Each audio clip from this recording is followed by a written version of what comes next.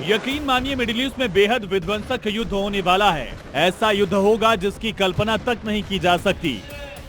Khamenei ने अपना war plan तैयार कर लिया है।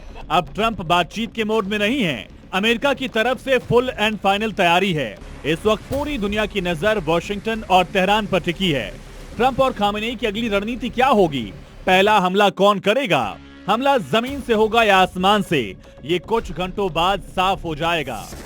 कुछ घंटे हम इसलिए बोल रहे हैं क्योंकि जिनेवा में यूएस ईरान न्यूक्लियर टॉक होने जा रही है। जंगी सायरन के बीच ये तीसरी बैठक है।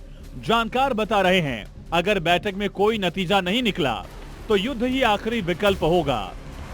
ट्रंप ने ईरान को 10 से 15 दिन का अल्टीमेटम दिया था, यानी अब सब कुछ ईरान पर निर्भर करता है। भले ही ईरान के मुकाबले अमेरिका बहुत पावरफुल हो, लेकिन खामेनेई और उनकी टीम भी जोरदार तैयारी में जुटी है। उन्हें पता है कि जंग की चिंगारी भड़कने वाली है।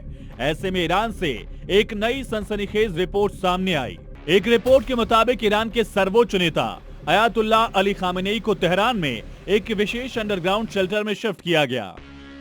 बताया जा रहा है कि अमेरिकी हमले की आशंका के बीच सुरक्षा बेहद कड़ी कर दी गई है। रिपोर्ट में ये भी जानकारी दी गई कि वरिष्ठ अधिकारियों की मीटिंग बुलाई गई थी, लेकिन इस मीटिंग में अधिकारियों की आंखों पर पट्टी बंधी थी ताकि खलीफा की लोकेशन गोपनीय रहे। इतना साफ हो चुका है कि तेहरान में तैयारी अपने आखिरी स्टेज पर है। वहां की सरकार, वहां का प्रशासन और वहां की सेना अब युद्ध के मोड में है।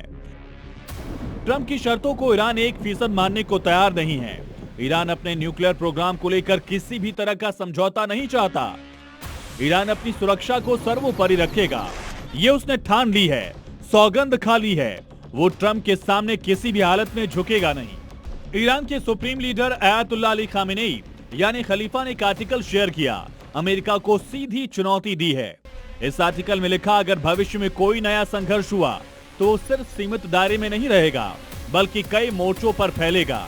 ऐसे युद्ध में पहले से तय सभी रेडलाइंस पूरी तरह बदल जाएंगी। युद्ध का मैदान पहले से कहीं अधिक व्यापक होगा। अगर अमेरिकी आक्रामकता ईरानी जमीन और उसके बच्चों के जीवन तक पहुंचती है तो फिर अमेरिकी हित और अमेरिकी नागरिक दुनिया में कहीं भी सुरक्षित नहीं रहेंगे। आर्टिकल में साफ शब्दों में कहा गया कि अगर युद्ध हुआ तो ईरान के टारगेट किए जाने वाले ठिकानों की लिस्ट बहुत बड़ी होगी। ये खामेनेई को ट्रंप और नेतन्याहू का सीधा और कड़ा संदेश है। ये ईरान की चुनौती भी है और ललकार भी। संदेश ये कि ईरान अपने दुश्मनों को छोड़ेगा नहीं, चाहे वो कितना भी ताकतवर हो। चुनौती ये कि अगर छेड़ा तो छोड़ेंगे नहीं। ललकार ये कि किसी भी कीमत पर झुकेंगे नहीं। वहीं अमेरिका ईरान को चारों तरफ से घेर रहा है, समझौते का दबाव बना रहा है, समंदर में शक्तिशाली वॉरशिप तैनात कर रहा है। ईरान की वायु सीमा के पास अमेरिकी सेना के फाइटर जेट हुंकार भर रहे हैं, लेकिन ईरान की रिवोल्यूशनरी गार्ड भी अपनी ताकत का प्रदर्शन कर रही है। खबर है कि ईरानी सेना ने अमेरिकी बेस पर हमले का रिहर्सल किया। हमला कैसे करना है, कहां से करना है, इसकी प्रैक्टिस की जा रही है। सेना के कमांडर जवानों को युद्ध की बारीकियां समझा रहे हैं, क्योंकि खामेनेई को पता है दुश्मन बहुत ताकतवर है। ऐसे में ईरान उसी ताकत के साथ जवाब देने की तैयारी में जुटा है।